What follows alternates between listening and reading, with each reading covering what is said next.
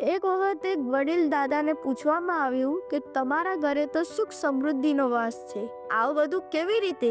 ત્યારે દાદા કહે છે કે અમારા દીકરાઓ સારો એવો ધંધો કરે છે અને અમારી વહુએ ઘર સંભાળી લીધો છે. અમે પતિ પત્ની ખુશીથી જીવન ગુજારીએ છીએ. જિંદગીના મોડ પર મેં એક જ નીતિ અપનાવી છે કે જાજી અપેક્ષાઓ નહીં રાખવાની, જે છે એમાં સંતુષ્ટ રહેવાનું. વહુ દીકરાઓને ઘર સંભાળવા આપ્યું તો વાતે વાતે ટોક નહીં કરવાના. હા, અગર કોઈ દીકરો કે દીકરી સલાહ માંગવા આવે તો અમારા અનુભવના આધારે તેમને યોગ્ય માર્ગદર્શન આપી દઈએ. પછી એ અમારા સલાહ પર કામ કરે છે નથી કરતા, એ બધું જોઈને અમે અમારા મનને વ્યથિત નથી થવા દેતા, કારણ કે આજનો સમય ખૂબ બદલાઈ ગયો છે.